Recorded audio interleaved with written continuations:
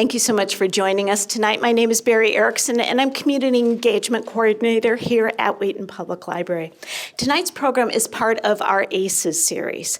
ACES stands for Aging and Caregiving Engagement and Support. This program series provides a consolidated source of reliable information and engaging programming for our community's older adults. Our speaker tonight is David Wylly from the Medicare Solutions Network. As an independent insurance broker, David and his team represent virtually all of the companies available in Illinois. This empowers him with a unique perspective that he is able to share with his clients. Information, education, and comparison shopping are the weapons we have to fight the increasing cost of healthcare as we age.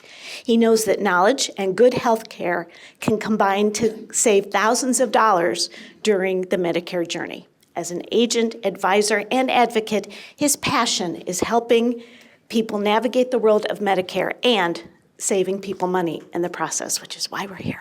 So thank you so much, and let's welcome David Wylly. Let's give him a hand. Thank you, Barry.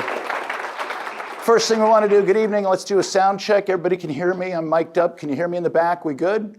Okay, terrific. First and foremost, thanks for coming tonight. My name's David Wylly. I'm joined here tonight by my partner in life, my partner in business, that's Lori. We have Jeff Olson here tonight. He's one of the members of our team. We have an office here in Lisle. And what are we? What do we do? We're insurance brokers. Don't let that scare you here tonight. This isn't about selling anything. It's about education. The world of Medicare can be very confusing, and you wouldn't be begrudged if you felt like this guy, especially this time of year. We're approaching what's called the annual election period. Has anybody gotten their new Medicare and You book 2025? Those are hitting. Anybody gotten your annual notice of change from your insurance companies? The companies have to let you know if anything's changing for next year, and there have been some big changes courtesy of the Inflation Reduction Act, and we'll talk about that here as well. As brokers, what we do is we represent all the products in the marketplace. You could easily work with a captive agent and not even know that they were just showing you one product line from one company. That is not in your best interests because this Medicare is a world of vicious capitalism. It's great because Medicare forces everyone to show us their cards, and they've got to let you know what's going on. Medicare's big on information, big on assisting you, but you got to meet us halfway. The idea of looking at the entire field and understanding that this is not a static environment. This changes a little bit each year. And what we want to try to do is stay engaged and make sure that we're making appropriate adjustments through the aging process. Medicare gives us this book. They back it up with the easiest phone number, 1-800-MEDICARE. You've got questions. They're there 24 hours a day at this point, right through December 7th, because we're heading to the annual election period. That's between October 15th and December 7th. Each year, we have the right to make adjustments. You kind of become a little bit of a free agent. You have the ability to make changes, and we want to stay engaged with that. The book, the 800 number, backed up by a fabulous website, Medicare.gov. Please don't be misled by Medicare.com. That's a sales site. I don't even frankly know how they let that come to market. It's confusing for people because you think you're going to get good information, and what you're really getting is a sales site. This is the Bible of our industry. And here is where we're going to go this time of year a lot. This is where we're able to check your drug programs for next year. And I would put forth to you that 2025, in our world, they're calling it the Great Disruption. What we call it is craziness because this Inflation Reduction Act has forced the insurance companies to make some adjustments. And we'll talk about that in depth a little bit later on. But this idea of the government backing you up and giving you the ability, the tools to be able to check your drug program every year, make sure you're in the best program for the next year. You can also check on Advantage programs here. It's a wealth of information, and it's worth getting coached up on this. Spend a little time there. It's very valuable. Tonight, we want to try to keep it tight because we can go a lot of different directions. I know where I want to start. I know where I got to finish. But in between, it's your questions that drive this discussion here tonight. And that's what it really should be, is a discussion of what's going on. We would certainly appreciate the fact that we cannot be offering specific information unless we are asked specific questions. If you get the idea there, we're supposed to be neutral, and we are. Got no dog in the fight. We want to represent all these companies equally, but if you ask a pointed question, I am obligated to give you a pointed answer. So please play along. What's Medicare? Pretty simply, it's the insurance product for folks that are over 65. If you've worked 40 quarters or your spouse has worked 40 quarters, you're entitled to a wonderful program called Medicare, and it is a wonderful program. Medicare consists of two components that lay the foundation, Medicare Part A and Medicare Part B. That's between you and the federal government, but what you're going to find out is this sentence right here that is so important. Original Medicare was never designed to cover 100%. You were always going to have skin in the game. The idea of this exposure that you have in this world called Medicare is critically important. We've got to understand that if we can understand the things that we can do to mitigate that exposure. This is where your journey begins, and I do not mean to insinuate in any way, shape, or fashion that I'm a member of the federal government, Social Security, or anything other than an insurance broker trying to help you navigate these waters. But this is where your journey begins, and this is where a lot of people find their first pothole. They make a big mistake. They don't make fully informed decisions. They don't understand exactly the ramifications of what's going on.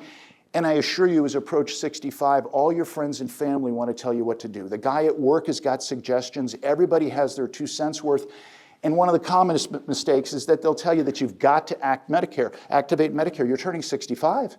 If you don't activate Medicare, there's going to be penalties and lockouts and a world of trouble. You've got to activate Medicare when you turn 65. Not necessarily so.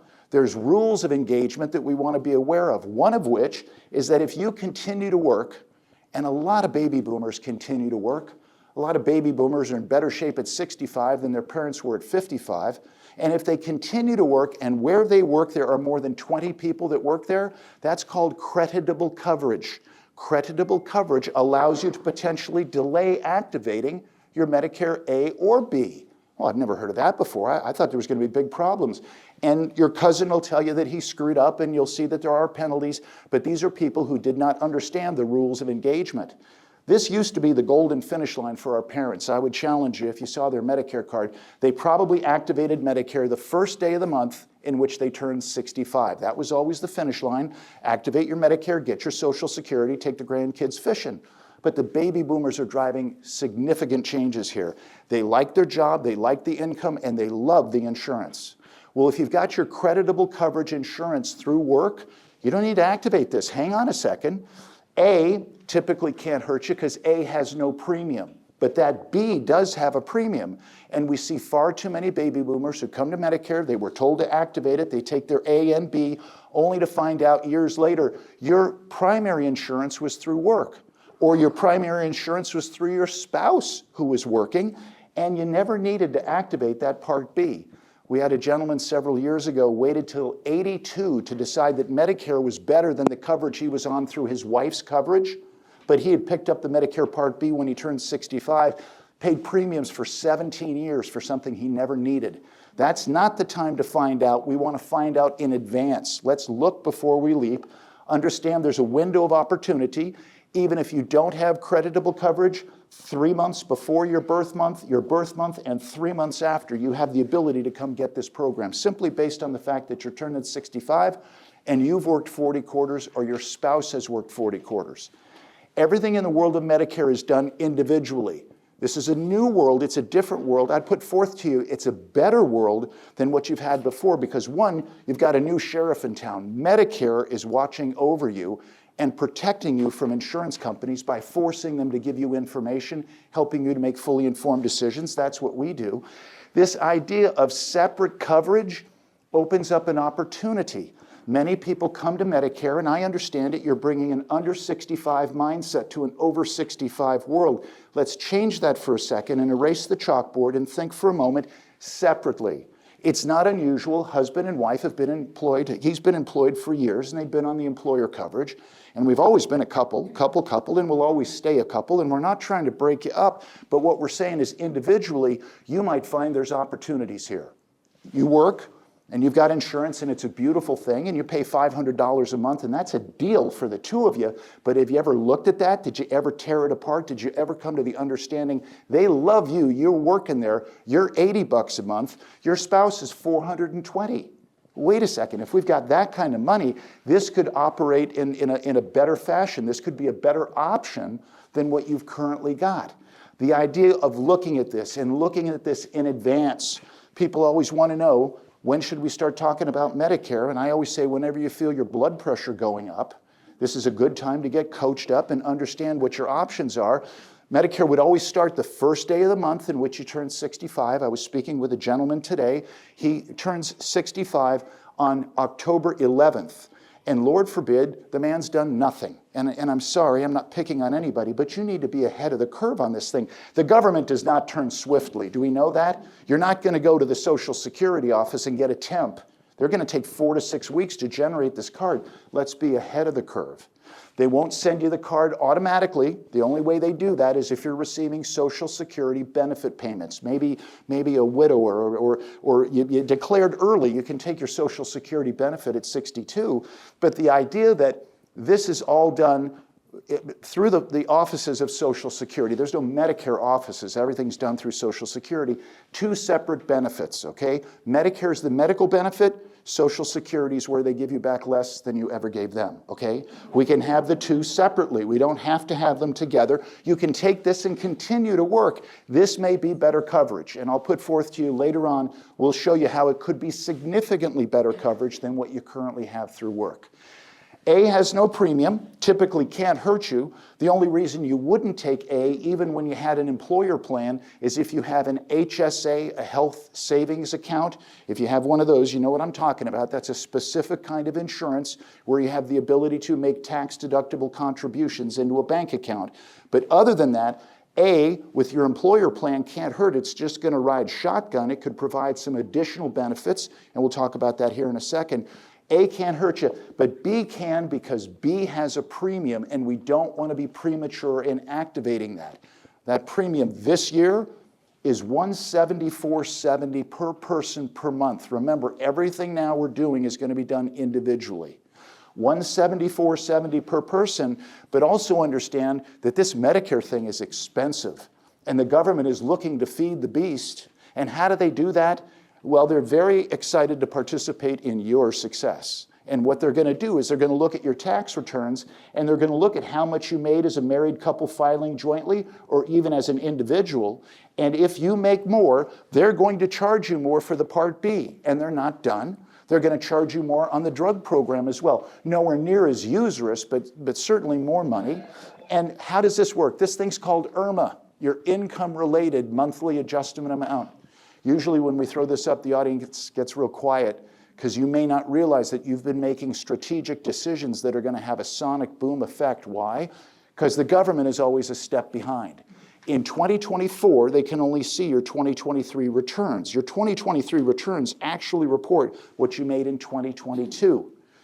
We work with people all the time. They complain they've never made this kind of money before. I know, but wait a second. Did you sell stocks at a profit?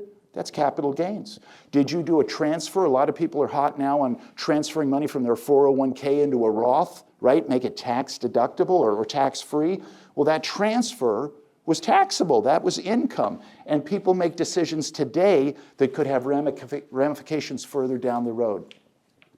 What you want to know is you will become master of your own destiny. How much are you taking out of the 401k? What's your pension? If you're working with financial planners, and we work with a lot of financial planners, they are keenly aware of these numbers, and it's critically important that you be aware of them too. The government has a heart. They know they're a step behind, and you have the right to appeal these higher amounts, and IRMA appeal is a form that goes into your local Social Security office. We work with a lot of clients on that where, yeah, you did great in 2022, and I hope you killed it in 2023, but now it's 2024. Most people, as they approach retirement, they're making more money than they've ever made before in their lives. But then, as they retire, that income starts to drop off a little bit. That's how we would expect retirement to work. Well, in that world, you have the ability to say, hey, wait a second, Social Security, you've experienced what they call a life-changing event. Several life-changing events allow you to appeal these higher amounts. Could be a death, could be a divorce, could be an adoption, any number. But the most common is you have retired, and that life-changing event is that your income and your hours are going down, even if you went to part-time. We've got several clients who quite literally move. This year they file an appeal so they can go here. Next year they file an appeal so they can go here, tracking their income down to not give the government more money than they're already taking, okay? This idea of filing an appeal, we help people with that. Make sure that you've got your eyes on the prize and we're not paying more than we have to pay, okay? So far, so good. Okay, so let's talk about Medicare. That's why we're here. Medicare A and B, we said that's forming the foundation. A and B is really good. It's solid, and if you know the cost of health insurance, it is a deal. It's a great, great value, but it's not complete. So we would probably look to add a drug program. That would just be pure smart, because if you don't take a drug program and you're not coming off of creditable coverage, there can be penalties on the drug program. We'd like to avoid that. You might also be interested in an Advantage program. These are the things that we've seen for years advertised by Joe Namath and William Shatner and Jimmy J.J. Walker. And you know the ads because anytime the ad says dental, vision, hearing, get all the benefits you're entitled to, it's an Advantage program. That's not a bad thing, but certainly it's got parameters of engagement that we need to understand if we're going to make fully informed decisions. But this idea of A and B forming the foundation, forming the basis of our coverage, we got to understand that before we know what our options are. Does everybody have their Medicare roadmap? If not, Jeff or Lori can get you one. But this is what we use in a seminar setting, and I like it because it's simple. Let's try to keep this simple. It's easy to run away with minutia. But if we look at Medicare from the Goodyear blimp, we're staring down. And we understand that Medicare is really good, but it's not complete. But we have to have A and B to do anything else. Did everybody get the current list of costs that are involved with A and B? As you look through this, you're going to start to say, wait a second, maybe there's some stuff there that could scare me into getting additional coverage to make Medicare complete. A and B, different stuff. A covers us for facilities. If there's one word, write down the word facilities or buildings. That's the world of A. A has no premium, but it certainly has exposure. You are going to have skin in the game. The most important building we could possibly have would be a hospital, but the hospital's not free. It's got a copayment. From the hospital, we might discharge into skilled nursing, and skilled nursing is wonderful, but it's not free. There's a copayment. You might get home health services, which is a wonderful benefit. You might even need hospice, and whether that was in a hospice facility or the privacy of your own home, hospice is not free. There's a copayment. So although A has no premium, it's got exposure, and that's what this is. Today, 2024, we don't have 2025 numbers yet, but we'll be getting them here shortly. I don't mean to be Johnny Raincloud, but I'm willing to bet these numbers are going to go up a little bit each year. They seem to each year. But this year, you spend one night in the hospital, you've got a copayment. And that copayment resets every 60 days. You could potentially hit that several times in a year if you timed it just wrong. You've got skilled nursing. First 20 days would be no charge to you with a qualifying stay, but if you stay longer, days 21 through 100, there's a copayment nightly for that, and that can add up. There was a question earlier about long-term care, and I don't mean to burst your bubble, but the government has never intended to pay for custodial care. They're not going to come over and mow the lawn or do the dishes or help you take a shower. That's a separate kind of insurance that if you haven't looked at, you probably should. It's pretty expensive, but it's also a ticking time bomb. We've got a world of people now turning 100 years of age. How are we going to care for them? Long-term care would have been something they would have maybe looked at a little bit earlier in their lives. This idea of skilled nursing, home health, you go home, we'll send a medical professional right to your front door. No charge. But they're only going to be there for a very brief period of time, maybe a handful of physical therapy visits, maybe an infusion or two, but their job is to get you back on your feet out the door where you see doctors in their offices, where it's much less expensive. And hospice, I put down 5%, but that's hardly even fair. Medicare picks up almost everything when it comes to hospice. But there's A, no premium, but there is exposure. If A is all the buildings, B is everything that goes on in those buildings. All of your services are Part B. All the doctors that you see, whether you saw them in their hospital or in their office, they're billing up under B. All of your lab work, everything from a blood test to a biopsy. Your diagnostic testing, we call that the expensive alphabet soup. EKG, EEG, MRI, CAT scan, X-ray, all coming up under B. DME would be durable medical equipment. That could be a corneal implant, that could be a new shoulder, that could be a new knee. And if you've ever had a new knee, you know that PT stands for pain and torture, okay? PT, ambulance taking us to the emergency room, everything they do there. Outpatient services, if you didn't spend the night in the hospital, if you weren't admitted, you're not paying the $1,632, but there's certainly a co-payment for the facility. And these days, damn near everything's being done outpatient. It's crazy stuff that would have kept our parents in the hospital for days. Now they're doing in a matter of hours. And the last part of B would be clinical RX, and that's just fancy talk for medications that you don't want to think about. Chemotherapy, kidney dialysis, radiation treatment. Women get Prolia shots, expensive stuff, going to bill up under Medicare Part B. Now, you got skin in the game. Part B has its own structure. A kind of had a pay-as-you-go mentality, do this, pay that, do this, pay that. B, on the other hand, all these services have a one-time annual deductible. Once you've met the deductible, then we move to co-insurance. And that's very similar to what you have from your employer plans. The difference is critical, though. Part B has a $240 annual deductible. If you can wrap your mind around that, you're better than me. Lori and I are each on the Affordable Care Act. We each carry a $7,000 deductible. $240. That would be your first doctor visit. I don't think you could find a blood panel that retails for under $300, but the first 240's on you, and then Medicare shows up, and they're going to start picking up 80% of all this stuff. It's the 20% that's the stickler. Your employer plan, if you ever looked at it, hopefully you never needed it, but if you did, you'd look at your employer plan and understand there's this thing called maximum out-of-pocket. Worst case scenario, firewall, it all goes sideways. Your employer plan is going to eventually stop charging you at some point because you've met their maximum. These days, that's not unusual in an employer plan to be $5,000, $6,000, $7,000 is not out of the realm of believability. But it stops. The issue with Medicare is that 20%, it's unlimited.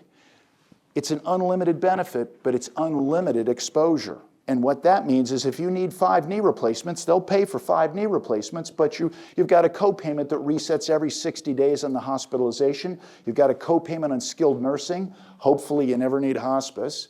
That $240 is just an amazing number, truly an amazing number. But the unlimited 20%, that should grab your attention, because 20% of a lot can be a lot. And as good as it is, and I would put forth to you, for $174.70, this is a deal. It's just not complete. And you might ask yourself, well, gosh, you know, how do they do all this for $174.70? And the answer is they don't. The government's dropping north of $1,000 a month on each of us. And what they're doing with that money is one of the ways that they would fund an advantage program. And we'll talk about that a little bit later. But remember that roughly they're dropping $1,000 on each of us. That's why they want to charge you more on that IRMA. They want to charge you more because they need money to make this thing run. A and B good, but A and B not complete. This is where you guys ask a question. Any questions on that so far? Okay, please. So if you take Part A only, but can you take Part D? I mean, what if you're in a situation where your spouse does have insurance? Well, typically, if you're on a group insurance program, that's going to include the drug program in the group insurance, which is creditable coverage. Technicalities, let's go. You can have A alone and get a drug program. But typically, if you're on an employer plan, that's going to pick up this and shelter you from any penalties further down the road. You'd hold off on that B, and you could activate that further when it makes sense. There's a couple of forms, it's a formality, but further down the road. We work with an awful lot of clients, 67, 68, 69. COVID was actually a boon for our business. I know it's kind of morbid to say that, but so many people were going to work till 70 until COVID came along, and then they checked out at 67 quick. They didn't want to be there. So we actually had a slew of people that were activating Medicare further down the road, okay? A and B good, you guys with me so far, right? So we've got a wonderful program, and it's a tremendous benefit, and we love it, and it's terrific. But once we get to A and B, we have to start making some decisions, because we start to realize that it's not complete coverage. Understand you have 2 pathways to choose from, and we can move through these pathways during the aging process. You're never handcuffed to anything, but we got to have A and B to get into the wonderland of Medicare. Good, but not complete. Once we've got A and B, we might look to flesh it out. We could pick up additional coverage. This is called original Medicare, this pathway where we add a drug program and we add a supplement. And like a three-legged stool, that 3 parts is what we're going to customize for your coverage. And that's another great part of Medicare. Your employer comes to you once a year and says, here it is, take it or leave it. Well, of course you took it. It was a great benefit. But everything that went into that employer plan, network, deductible, co-insurance, co-payments, drug program, wellness program, that was all decided in a boardroom, usually with fisticuffs, and they brought it to you and said, here it is, a one-size-fits-most, and you took it. Now we can customize it. Mom's needs may be totally different than dad's needs. We work with a lot of couples. It's wild. One of them's a triathlete, the other one's almost in an iron lung. But opposites attract, and we have the ability to customize on an individual basis because everything in the world of Medicare is done individually. So this one pathway, we like it a lot. It's got its positives. It's got its negatives. This other pathway called Advantage, and if you have that neat pen that we gave you and they have that handout, I want you to scratch out that word Medicare because it ain't Medicare. It's not Medicare. It's a private health insurance alternative. And it's important that we understand the rules of engagement and the details that are involved in that. So one pathway called Original Medicare, one pathway called Advantage. This is more network restrictive, has co-payments for services. That's not a bad thing, but we certainly want to understand those rules of engagement as we move down the road. We've got our A and B, and let's at least explore this first pathway called Original Medicare. A and B, with Medicare moving into primary position, it is a tectonic shift. You've almost got to check what you learned in 65 years at the door because this is a new world, a better world, but people bring their under 65 mindset. If you go with Original Medicare, your network now is Medicare, and that consists of any doctor, any hospital, anywhere in the United States. They take Medicare, you're in. Terrific, but not complete. I got it. But now we've got Medicare in primary position, doing all the billing, all the negotiating, all of the paperwork, and all of these things are done, but there's leftovers. What are we going to do with the leftovers? We can send them to a private insurance company that can supplement what Medicare brings us. Or if you prefer the term, to fill in the gaps. We call these things 2 different names just to confuse you, okay? Supplements and Medigap are the same exact thing. Packages of benefits brought to us by private insurance companies, but lo and behold, now they got to play by Medicare rules. If you were to look at health insurance in the under 65 market, I dare say your head would explode. Aetna uses different language, Humana has different co-payments, Blue Cross has got different networks, United Healthcare is doing their thing. They don't want you to be able to make a direct comparison. It is to their advantage to keep you in the dark. Whereas in the world of Medicare, Medicare says, gentlemen, we're not playing the game that way. We're playing the game Medicare's way. And this is your second page on that 3-page handout. This is a beautiful world of capitalism, where Medicare has stepped in and now they're putting up the guardrails. Medicare has standardized 10 different packages of benefits. And the first thing you say is, my God, why 10? Because different people have different needs.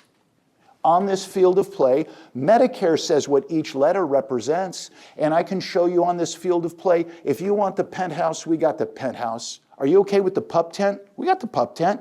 What makes sense for your particular situation? I assure you, it's usually not what your neighbor did or the guy at work tells you to do. This is a very individual thing that we want to explore as a husband and as a wife, because those things can be different. But understand how Medicare is stabilizing the market and forcing everyone onto a level field of play, viciously competitive. We have 44 companies currently offering these things, but all of them got to play by Medicare rules. What does that mean? Different packages designated by different letters. But as an example, if you were to take a look at N is in Nancy, N is in nice, N is a package, but Medicare says what that package is. Wait.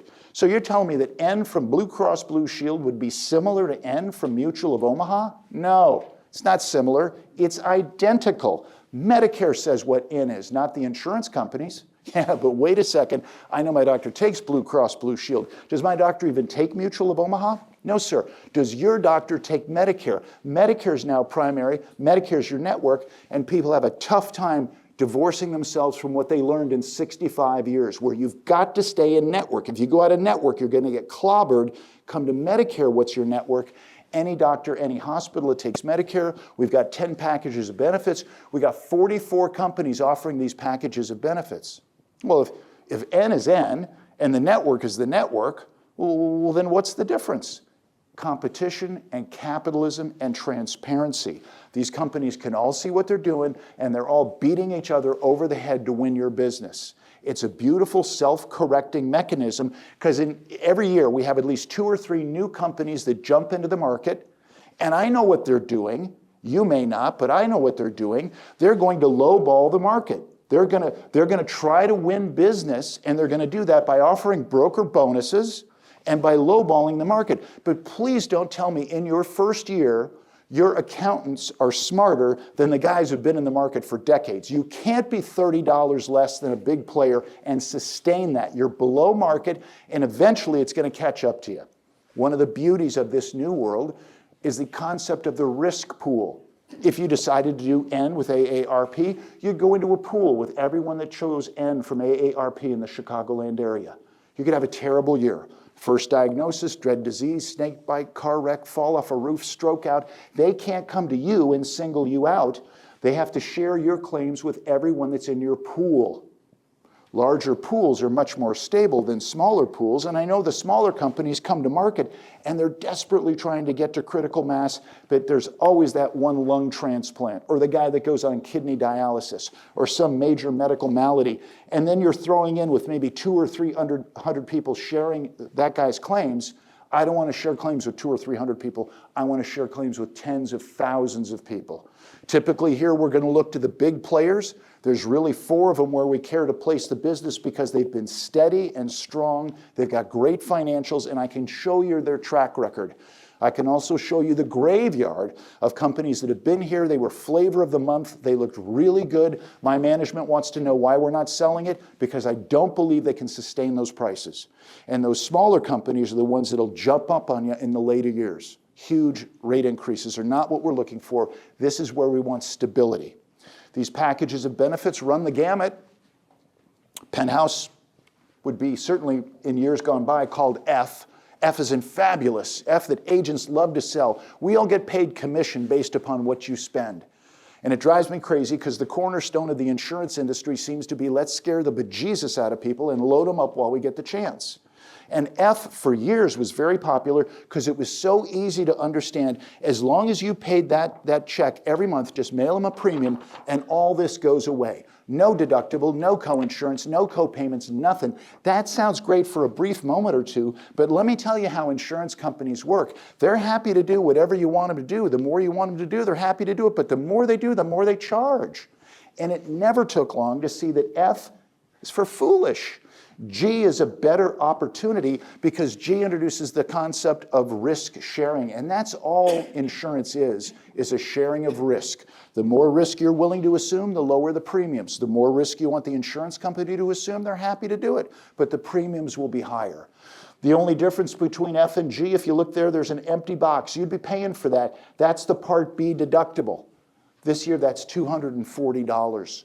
You pay the first $240, after that, all that goes away. And we've been talking about the benefits of G over F for years, and finally the government agreed with us, and in 2020, they stopped marketing F to new enrollees. Now that's critically important because if you're in F or you know someone that's in F, we should talk about it, because what you are in now is a risk pool where we're not adding any new young people into that risk pool. That risk pool is getting older and sicker and smaller, and you're sharing claims among an ever-diminishing group of people, and those rates are going through the roof. G is a better alternative. If your health is reasonably good, work with me on this. Let's at least discuss the possibility that maybe in addition to a deductible, you might be willing to pick up co-payments to drive down your premiums. That's what N does. N says not only to pay the $240, but after that you also agree to doctor co-payments. $20 to see a primary, $20 to see a specialist, $50 if you go to the emergency room and they send you home. If they keep you overnight, the whole thing's covered. That's very minimal risk in my assessment for anybody who's reasonably healthy, and most baby boomers at 65 are in better shape than their parents were at 55. Co-payments would obviously drive down your premiums. Okay, I get that. Well, how much would it drive down my premiums? Well, it's a mathematical equation, and a lot of what we do is math, but a lot of what we do is emotion. People have different feelings about different insurance companies. People have different risk tolerances. But I would tell you purely mathematically, that couple turning 65, moving to the N, yes, it's got doctor co-payments, but that N will work well for you unless that couple is going to the doctor more than 35 to 40 times a year. Most people are not. And the ability to understand that sharing of risk, and then talk again about risk pools. Talk about how do these rates go up? These rates go up based upon the claims filed by everyone that's in that group. Well, I'm not picking on G. It's the best sleeping pill that money can buy. But with G, you're with folks, and who took G? People maybe who had a brush with dread disease. They had something in the rearview mirror. Maybe they got storm clouds on the horizon. Maybe they just like sleeping well at night, knowing that after a minimal deductible, everything's covered. But conversely, who would take an insurance product that has co-payments? Well, somebody who's not afraid of co-payments. Who's not afraid of co-payments? Generally speaking, healthier people. We see the rate increases on G going up faster than the rate increases on N. Important to understand how that plays out down the road. It's only about a 3% difference right now. That's no big deal. Yeah, but talk to me in 10 years. In 10 years, that's going to start to run away from you. And it would be worth investigating. All of the supplements have timing involved, and that's why being ahead of the curve is so important. On your drug programs, every year you get a do-over. On your Advantage programs, every year you get a do-over. You can change or move. On the supplements, no. There's a different time frame. Supplements say from the time you activate that Part B, that could be at 65, it could be 75, it could be 82. You have a window that surrounds that Part B activation date where everybody's got to take you. That's a 1-year window. 6 months before you activate Part B, 6 months after you activate Part B, game on. No pre-existing conditions, no riders, no waivers. Medicare says so. You can never be dropped. You're theirs and they're yours till the day you die or we find a better alternative. Medicare says so. And most importantly, you can never be singled out for a rate increase. You're in a risk pool. Well, that's a limited window. It's a 1-year window, and what will happen eventually, you'll get 6 months out, and then what happens? Well, then you can change these every month of the year, but now they can ask you medical questions. That becomes an issue if you've got medical pre-existing conditions. Not everybody has to take you. And 2 words we don't often hear in the same sentence. In Illinois, we have a blessing. We have a Medicare supplement company that does not ask medical questions. That's unique to Illinois, but boy, it gives us a lot of flexibility. And this time of year, inevitably, we're going to find that couple that 10 or 12 years ago, they took the F because the agent said it was the best thing they could get. And it was the best thing for the agent because it was the most expensive thing they could buy. Now, 10, 12 years later, they're starting to see these rates go up at a terrifying rate, and maybe we'll get a chance. Maybe they'll sit with us in our office and we can explain to them, maybe F wasn't your best choice. How are you doing medically? How often do you go to the doctor? You know, this G, if you just pay a deductible, that G for somebody in their 70s is probably about $65 to $70 less per month. $60 times 12, that's $720 less per year. Why? Because you agreed to give back the first $240. It's still a win for you, and you're not going to the doctor all that much. Maybe N makes sense. And of course, then they're worried because he's had a heart issue and she's got some cancer stuff going on, and that's terrifying, I'll give you that. But we got a supplemental company that will let us move them without medical questions. That's a beautiful thing. The ability to stay fluid, the ability to reassess your needs, the ability to be where you need to be at any given point in time. The beauty of Medicare is you're never handcuffed to anything. This represents another one of those great potholes because we work with a lot of people. There's an old adage, and I love it, a little knowledge is a dangerous thing. You know that N is N no matter who you get it from, and you know Medicare's primary, so that's the network, and you know how to go online and find the least expensive N, and it's going to be great because if anything goes wrong, you can change it every year, right? Wrong. You made a mistake, and you went with a company that looked really good initially, but further down the road, it starts to spiral out of control. In Illinois, we can help you. In Illinois, we can save you.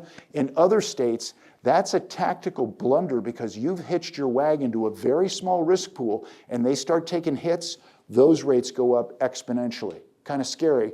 But again, if anybody ever saw Indiana Jones and The Last Crusade, choose wisely, okay? Questions about Medicare supplements? Anybody got one for me? Okay, you guys quiet. I'm going to keep talking faster. I had a cup of coffee, okay? Okay, so there's A and B. Good, but not complete. Please, question. It says B. Excess charges. What are the excess charges? Excess charges are Medicare. Think about this. Medicare wants as many doctors as possible playing in this pool, right? We want the broadest selection of doctors. When you start to see the discounts that Medicare takes, it will blow your mind. Quite literally, the cardiologist says, I'm brilliant, I charge $350. Medicare says, you're adorable, we pay $80. You're responsible for 20% of that $80, okay, on an N program. A lot of the co-payments we've seen on an N don't even come through at $20, but the idea that doctors might get their nose bent out of shape, and they want more. And Medicare says, okay, you can charge more, but it can't be more than 15% after Medicare's taken their negotiated discount. So on the $80, 15% would be an extra $12. Here's the paperwork, wait for months, get the payment. But that idea of excess charges, Medicare tells us, Laura, what's the stat on that? Less than 3%? It's about 4% of all Medicare claims in the United States have an excess charge associated with them. So it is pretty low. And of that 4% in charges, the vast majority of those charges are with psychiatrists and psychologists. Are there any psychiatrists in the room this evening? I apologize for that. But it's not been something that we've found to be an issue. We've got well over 2,000 clients in N, no reports of excess charges. Protect yourself at all times. One, check on Medicare.gov. You can see that they take Medicare. And number two, you'd always ask the office involved, do they accept Medicare assignment? That's lingo for they take Medicare as payment in full, okay? So here we have this world of capitalism. They all have to show us their cards. We can see what everybody is doing every year. It's not unusual that we would be changing our dance partner maybe 4 or 5 years into the relationship, depending on your health. If your health is good, everybody wants you. If your health is dodgy, we still have opportunities to make changes further down the road. There's A and B, good, but not complete. Then we got a supplement here to make it complete, and then we run into the prescription drug programs. And this year, the prescription drug programs are changing significantly. Those programs now are subject to rules and regulations brought to us by the Inflation Reduction Act. The Inflation Reduction Act is legislation that was passed, I don't doubt, with good intention. But there's an old adage that's very true, the road to hell is paved with very good intentions. The Inflation Reduction Act is going to dominate the landscape here for the next couple of months because we have the plans called Part D drug programs. Now, all of them are going to play by Medicare rules. With Medicare, you don't have to take a drug program, but if you don't take a drug program and you don't have creditable coverage, there is the potential there for a late enrollment penalty. And boy, we hate paying late enrollment penalties. That means you didn't make very wise choices. But this time of year, we'll run into that 90-year-old female whose husband decided he was never going to take a drug program, nothing was ever going to happen to him, and if it did, it was going to be a generic and he was going to need it. But then he passed away and left her holding the bag of no drug program that now she's needing Eliquis. And if you know Eliquis, it's a brilliant blood thinner. It is about $600 a month, and she now finds out that she needs this new drug. Well, she goes to GoodRx because she's smart enough to check with GoodRx, but unfortunately GoodRx tells her it's still $600 a month. But that idea that now she's going to need the Eliquis, so now she wants a drug program, well, at 90, she's incurred a bit of a late enrollment penalty. That's very frustrating, but we can still catch her during the annual election period. Every year, between October 15th and December 7th, we have the ability to change these drug programs. All of the drug programs this year, like every year, will have a formulary, a menu of drugs that you are entitled to based upon that drug program. But what we're seeing here this year is the effects of the Inflation Reduction Act. And the Inflation Reduction Act is telling us now that the insurance companies can only charge you co-payments stopping at $2,000 this year. $2,000 in co-payments for 2025. And that sounds really good in a soundbite, but understand how insurance companies work. And you may think they're evil and you may think they're greedy, but they're not stupid, and they're working their way around this $2,000 maximum in co-payments that you pay in two ways. One, if I'm running an insurance company and I'm covering this many medications and you tell me I can only get $2,000 for the medications, I'm not covering these medications, I'm covering these medications. So we expect there to be a change in formularies this year. That has to be spelled out in your ANOC. One that was a tier 3 last year may be a tier 4 this year. One that last year, once you paid off the deductible, it was a co-payment for your tier 3. Her Eliquis, once she paid off the deductible, was a $47 co-payment, which is a pretty good deal for a $600 drug. That's why we got a drug program. This year, watch carefully. Many of those flat co-payments have gone to a percentage. And if you don't look quickly, you're going to say, oh, it went from 47 to 45. No, it went from a $47 co-payment to a 45% co-payment. That's going to shock a lot of people in January when they go to pick up their medications. There have been formulary changes due to this tightening of the window of what they can actually charge for the medications. You'll still find generics to be very favorably treated, but we're seeing some significant changes here in the tier 3 and tier 4. We've seen, they've given us numbers, but they have not shown us yet their menu of drugs. We do know that 21 drug programs this year, I love 21 drug programs, more competition, driving premiums down. We know next year that goes to 15 drug programs. That's not good news. We want more competitors, not less competitors. We know that several of the drug programs are experiencing pretty significant rate increases. The very popular $27 drug program is going to $51. The very popular $46 drug program is going to $81. The popular $79 drug program is going to $104.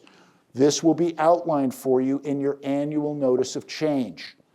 The idea is good. What they wanted to do, what they're trying to do, is to get rid of this thing called the coverage gap or the donut hole. This was a convoluted idea that had been cooked up through the years, trying to encourage you to buy generic drugs, not brand name drugs. And we could incentivize you, because if you stayed with generic drugs, you'd find that your co-payments were very, very small. But they never tracked what you were paying. They were tracking the retail value of the drugs that you were taking. And if the retail value of your drugs exceeded $5,030, so she's taking a drug where she's paying $47 this year, but they're saying, yeah, it's worth $600. She's paying $47, they're saying $600. She could eventually trip over that $5,000, and then this year, she would fall into this thing called the coverage gap, the donut hole. It's got a really bad reputation. So what do we do if we're in the government? We're going to get rid of the donut hole. What we're going to do is we're going to increase the deductibles this year. The standard deductible has gone from $545 to $590. And then what we've done is we've collapsed these two stages of coverage as they exist in 2024. We're now moving them into one stage called the initial coverage stage. Never again to speak the word donut hole, because nobody liked it. And I'm the one that got rid of the donut hole for you, so vote for me. That's how this works. But what they've really done is they've just swept the donut hole under the carpet, and they put the initial coverage right over the top of it. So now here, this is where you cannot spend more than $2,000 in co-payments. But the fact that they stopped the co-payments was good. But what do we think that does to premiums? They're going to charge more for the premiums. What do we think that does to the formulary? That limits the formulary. We've got to be very careful that your meds are covered. And unfortunately for the Wylly family and the team at Medicare Solutions Network, they've stopped paying us. We get no more commission to work with anybody to help them on the drug program. That's infuriating to us, because for 19 years, what we've done is try to help people and shepherd them through this landscape, making sure that they've made smart decisions. And now the government is telling me I'm supposed to do that for free. That's not really in my wheelhouse. I'm not willing to go bankrupt. We have a tool that we'll be sending out. We have seminars that we're doing online. We'll be doing some seminars in October. We'd love you to sit in on those, because we'll go and do a deeper dive on. First week, we're doing just supplements. Next week, we're just doing drug programs. Next week, we're just doing Advantage to try to do a deep dive. You have to sign what's called a scope of appointment. That says that you're giving me permission to talk specifics. I don't talk specifics here tonight, but if you'll join us on one of our webinars, we'll be doing that. But this idea of $2,000 here, no more than $2,000, is having a ripple effect, because what it's doing is changing premiums, changing formularies, and in a changing landscape. If there was ever a year to be engaged here, this is that year, okay? This is the new layout, where simply you've got a deductible, and then after the deductible, you go to the initial stage of coverage, and if you get to $2,000 there, you go to catastrophic, and the win here is catastrophic. You pay zero for your big ticket items. And that sounds good, and it really does help. About statistically through the last 10 years, every year, there's about 1.5 million people who blow by these stages and get to catastrophic, about 1.5 million. And that's a beautiful thing for the 1.5 million. For the other 38.5 million, it's going to be tumult. We call it the Great Disruption, but it's an opportunity to adjust possibly your coverage, make sure we're in the right place for the next year. And how would we do that? Well, I would recommend a trip to Medicare.gov to finding your health and drug programs. You can create an account, you can enter your medications, and it's not that tough. Okay, so you're not so technically savvy, call 1-800-MEDICARE, and they will take down your medications, and they will explain to you your best options for 2025. And when you got them on the phone, you might want to ask them why they're cutting agents who've tried to assist people through the years out of the equation. It's crazy. But so this idea of the drug programs having changes, that's had ripple effects throughout the industry. Most notably, it's going to have effects on these Advantage programs. The drug programs were granted, it's called a demonstration project. Basically what it means is the government cooked up extra money to give the drug programs to keep their prices down. And that worked good for these guys, but on the Advantage chassis, there was no such accommodation. So on the Advantage chassis, we're seeing even more changes on that landscape. But I digress. Your mom and dad took original Medicare, they took a drug program and a supplement, and this is what all your friends did, and it's pretty understandable, and it's very comfortable. Any doctor, any hospital, anywhere in the United States, they take Medicare, that's great. And you add some stuff to make it complete, and you're paying premiums here, and it's not unusual. This is where a lot of people started, and it's not unusual that 10 or 12 or 13 years down the road, Dad's sitting at the kitchen table, and he's got explanations of benefits, and he's got Medicare bills, and he's looking at the two and trying to correlate how it's possible. Honey, when we first started, this was pretty reasonable. But here we are 10, 12 years later. Now, between your supplement and your drug program, we're paying $250 a month. And between my supplement and my drug program, we're paying another $250 a month. That's $500. That's $6,000 a year. And as far as I can tell, we went to the doctor 7 times last year. Is that real value? Well, might be time for a clubhouse meeting, and we'll get to those people. Hopefully you'll refer them to us, and we can explain to them, you really didn't need the F, and maybe you don't even need the G. We could tune that up with a company that even though you've got pre-existing conditions, we can get you signed up. And the drug program, my goodness, you haven't looked at that in 12 years, shame on you. We can direct you there, and between tuning these things up, there's always the potential to save $200 or even $300 a month on that couple. And that's always a good feeling until mom always wants to know, how long could we have been saving $200 or $300 a month? And that's unfortunate when you find out about it further down the road. That's why informed decisions up front are so important. But again, he's looking at this, and $6,000 is a lot of money, and maybe he watches TV. Maybe he watches TV Land, and every other commercial is about this thing called Advantage. And all the celebrities seem to like it. They must have Advantage. And they're talking about all the gimme freebies that you get with Advantage programs. And it's true, there are some additional benefits. But there's no benefits in my world that don't have strings attached. I can get you solid gold coverage, but it's got a premium. And you may need a very expensive drug program, but you're getting your drugs at a good value. This is not a place for deals. This is a place for value based upon what you need out of the insurance industry. And you may look at these, but understand ground rules of engagement. Number one, the federal government is not running Medicare on $174.70 per month. It can't be done. They're dropping over $1,000 a month on each of us. They will take that money and they will send it to a private insurance company, and the private insurance company will step in and run the show. No longer any doctor, any hospital. Now we've got to stay within their network. But in Chicagoland, it is an embarrassment of riches. We've got great medical groups, several of them, all playing on this chassis. The idea that you would agree to see the doctors that you're already seeing, let's take a look at that, because maybe there's savings here. And what's the result? You agree to stay within their network, and that's going to drive premiums down. You would agree to co-payments for services. I've got a supplement where literally you pay that monthly premium, and after a $240 deductible, you are done.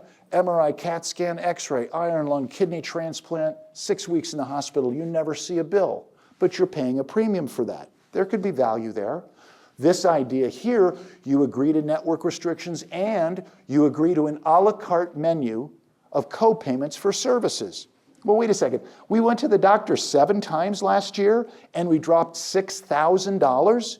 Now you're telling me I can potentially go to a platform that quite literally would have a 0 premium. That's what they love to shout about on TV. A 0 premium plan that has co-payments for services, but most importantly, those co-payments have a firewall, have a worst case scenario, have a maximum out of pocket that can make them attainable, with these co-payments having a stopping point on a pay-as-you-go platform. If your health is reasonably good and your doctors are in network and you understand the ground rules of engagement, let's continue to discuss. Understand Medicare runs roughshod on these guys, keeps them all on the reservation, and all of them got to play by Medicare rules. You're not technically part of Medicare anymore. You still have your A and B card. You're still paying your Part B premium, but now the government has turned you over to a private health insurance company, and they all got to play by Medicare rules. All of them are going to have more restrictive networks. That's not a bad thing, but we want to be aware that it's not any doctor, any hospital. We want to make sure that we're staying in network. They come in 2 flavors. They come in HMO, and if you're familiar with HMO, those are typically very restrictive. We keep everything with Duly, or everything with Advocate, or everything with Endeavor. That's how an HMO works. But a PPO, which I would say is preferable, gives us a broader selection, gives us a nationwide footprint, gives us a selection of doctors. You can have one at Edward, you can have one at Advocate, you can have one at Duly. We'd want to look those up. On the PPOs, they're giving you more selection, and it's still a 0 premium plan. How does that work? It's got a higher out-of-pocket, it's got higher co-payments, it's got a lower level of gimme-gimmes. But this concept of restrictive networks, but Blue Cross's network is different than Humana's network, which is different than Aetna's network. We want to look at that. They'll all have co-payments for services, but those co-payments can vary. Maybe it's 5 or 10 to see a specialist, maybe it's 0. Maybe it's 35 to see a specialist, maybe it's 20. But all of them will have co-payments, and we can show you exactly what those look like. They lay out in exactly the same fashion. Medicare insists on your ability to make a direct comparison. They'll all have capped exposure. That's a critical number. What's my fail-safe? What's my worst-case scenario? If it all goes sideways, there's a number. Well, that number is going to be smaller on an HMO because they can control you, and it's going to be bigger on a PPO because you have more flexibility. But we want to look at the capped exposure. They typically include a Part D drug program built right into the chassis. And I would put forth to you, with the number of changes that we're going to see in the Part D drug programs and those premiums going up, there will be an exodus to a world where the guy on the phone says, I can get you a 0 premium drug program. How does that sound? Well, first of all, if it's on the phone, it sounds fishy to me. I'd rather have you sitting in our office in Lyle and see you from across the desk than have you talk to some video people in Texas who you're never getting back to, never return your calls, and the person you worked with you're never going to see again. We're upstanding citizens. We've been doing this for a while. But that idea that the drug program built right into the chassis, wait a second, you said there were changes with the drug program this year. Yes, there were. Yes, there are. And those changes see the Advantage programs having to make up for the rules and regulations that have been imposed upon them. We see the added benefits that you usually see in an Advantage program. The out-of-pocket maximums have gone up. The co-payments have gone up. The ancillary benefits like dental and vision and hearing, those have been diminished. So it's a very important year. If you've got an Advantage program, we'd like to sit with you and go through those details. You become a free agent with Advantage.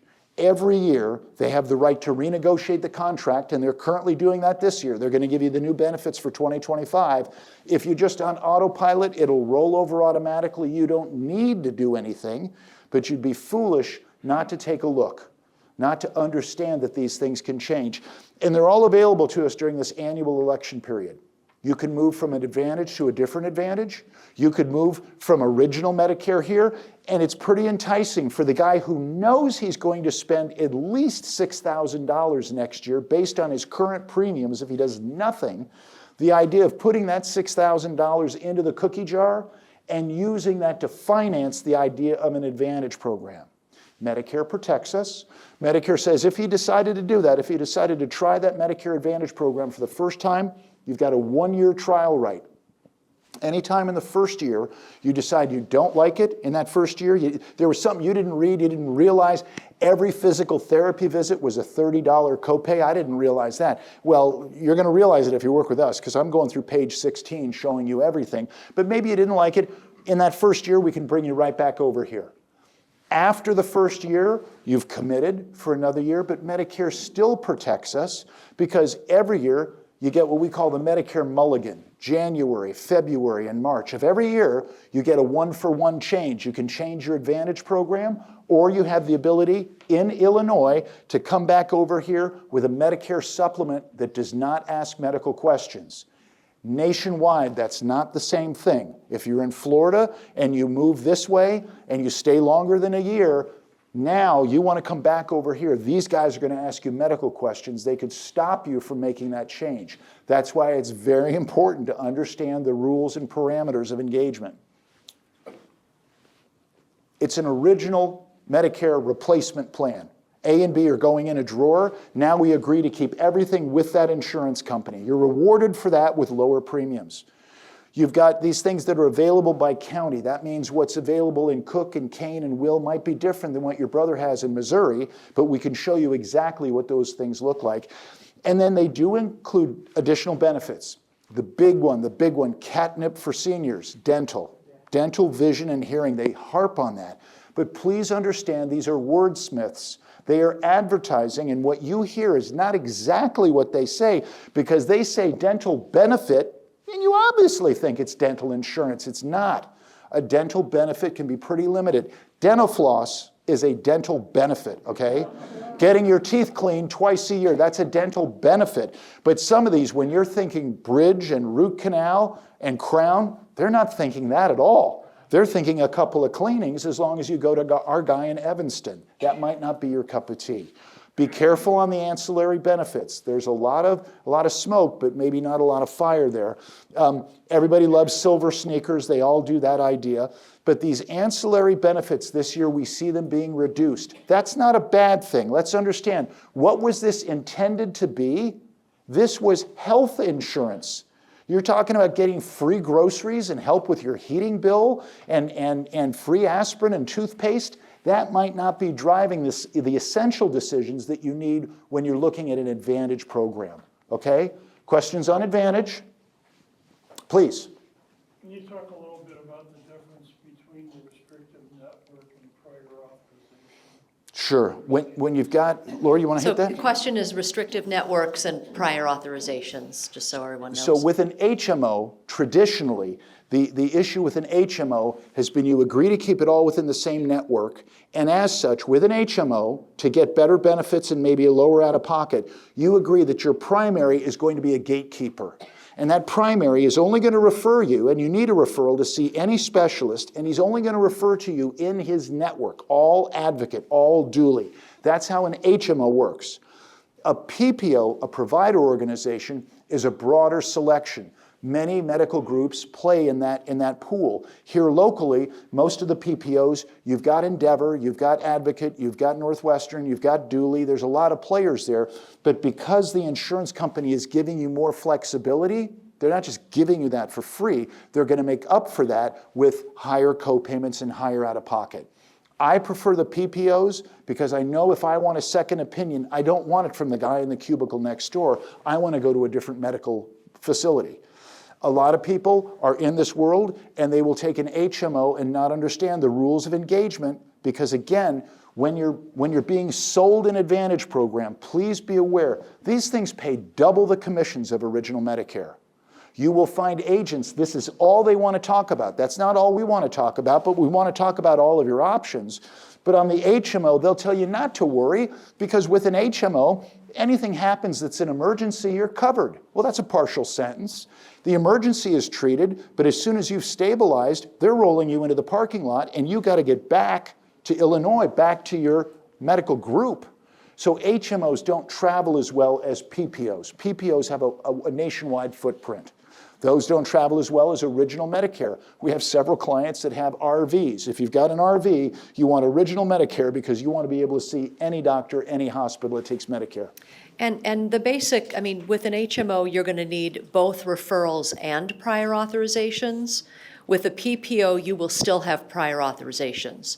You won't necessarily need an HMO or a referral, but you know, the insurance company will need to prior authorize that joint replacement or prior authorize the need for an MRI or something like that. An Advantage program would be very similar to your employer plan, kind of a pay-as-you-go type of thing. Okay? We're good? Please. Which of those is typically preferred for traveling internationally? Most of them have become very good at international emergencies. The supplements would pick you up to the tune of you break your leg in Spain, you got to get it fixed up there, pay the bill there. They don't know what Medicare is. Bring it back here. On the supplements, you have a $250 deductible, and they pick up the balance 80-20 up to a lifetime maximum of $50,000. Rules of engagement.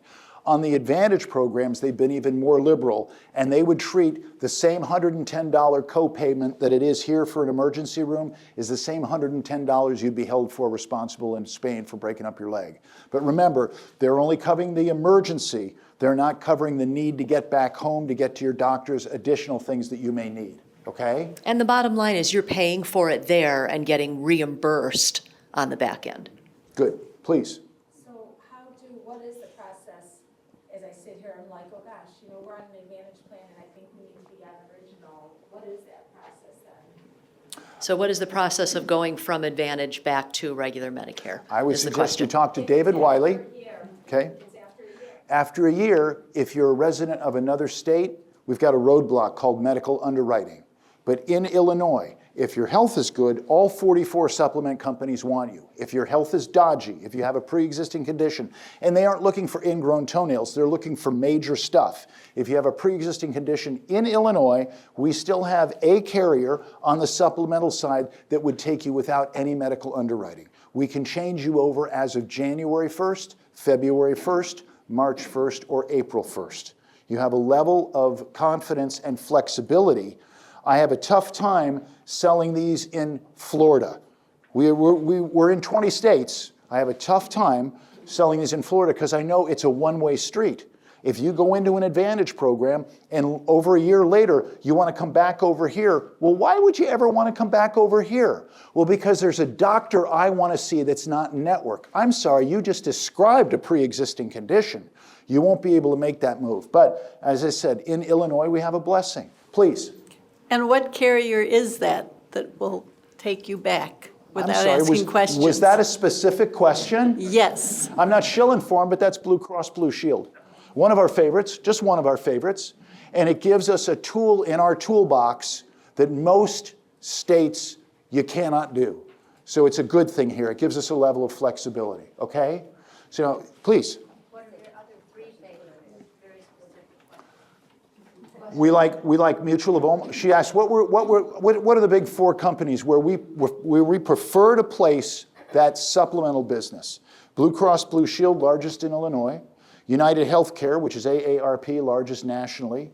Mutual of Omaha has a warm spot in our heart because they've kept all their customer service based domestically in the United States. I can get an English-speaking American on the phone in less than a minute. That's a joy.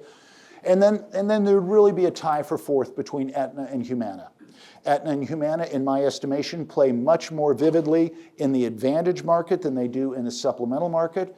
But I can show you, part of the software that we have, I can show you how many people are enrolled in these programs in each state in the United States. That's a very important statistic. Who you throwing in with? And I can show you again, the smaller companies do us a favor, but I wouldn't stake my claim there, okay? Please. In Advantage plan, assume you're in network and you follow the rules. Can the insurance company still refuse to authorize the procedure? So question, go ahead. Question, you're in network, you're following the rules, can the Advantage plan say no, basically, right? They can. They can. They can deem it in their best interests to not approve that or to prescribe, before you go and get the MRI, did we do an X-ray? Before you get the knee replacement, did you do physical therapy? They're watching their purse strings. Again, but that's true in pretty much in all medical these days. We'd rather you try the Volkswagen before you go to the Buick, and we'd rather you do the Buick before you go to the Cadillac, okay? All right? Please. If these networks are tied to an Advantage plan, do some of the networks not take regular Medicare? Other way around. Other way around. You'd find that it's much more likely that the doctor would take original Medicare and less likely, Advantage is going to be more network restrictive. In Illinois, in Chicagoland, it's not a problem because all the major medical groups, virtually all of them play in at least one, if not several, duly participates in 6 different Advantage programs. We're going to find those doctors.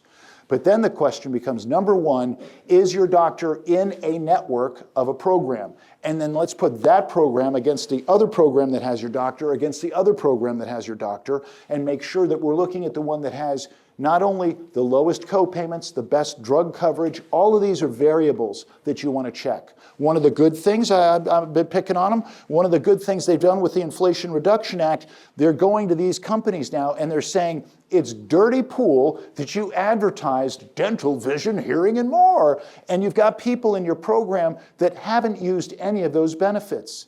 So by law now, at the mid-year point, they have to raise their hand and say, excuse me, but did you realize that there's an over-the-counter benefit? You get $75 every 90 days to buy toothbrush and aspirin and Band-Aids and all these wonderful things, and you haven't used it at all. We've been asking for that for years, and they told us they could never give us that because it was protected health information.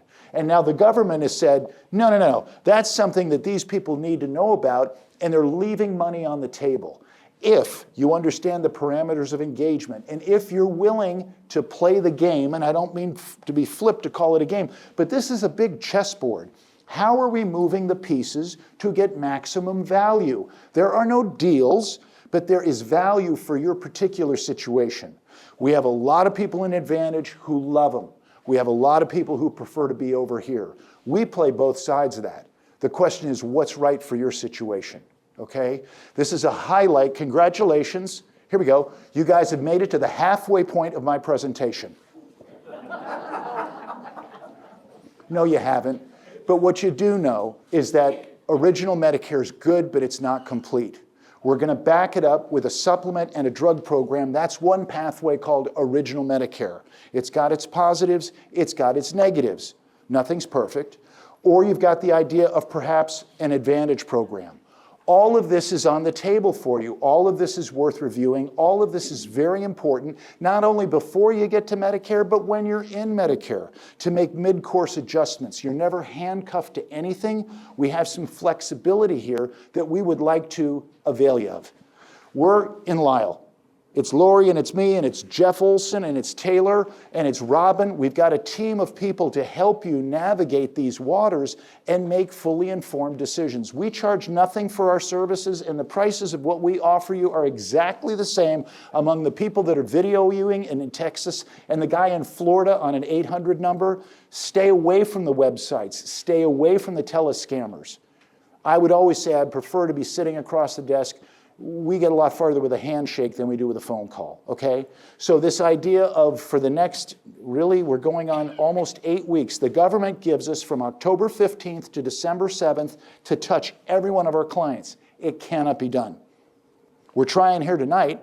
We're always spreading the word of education. We'll be doing 3 seminars, 3 webinars, first Saturday, second Saturday, third Saturday in October. Deep dives into the drug programs, into supplements, into advantage programs. We can get you those links. We invite you to join us. Appreciate you being here tonight. This is a good first step. Let's keep going. Anything we can do to help. Please, question. Quick way to find your links. Email us and we'll send them to you. I believe, are you a current client? I have been. Okay. Well, then we don't like you anymore, so get out. No. We'll be sending those out to our current clients, and then if you email us, we'll send you those links as well, okay? That'd be worthwhile. Please. Where are the seminars going to be held? The webinars are going to be right online through the miracle of Zooming.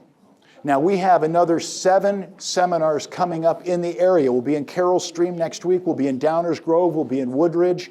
Tell a friend. This is too important a year to just let it roll over. Don't do what most seniors do, which is make one decision, throw it in the drawer, and never look at it again. That's a critical error. Let's take a look at it and be sure, okay? I say thank you, guys. We'll take additional questions up front if you like. Thank you for coming.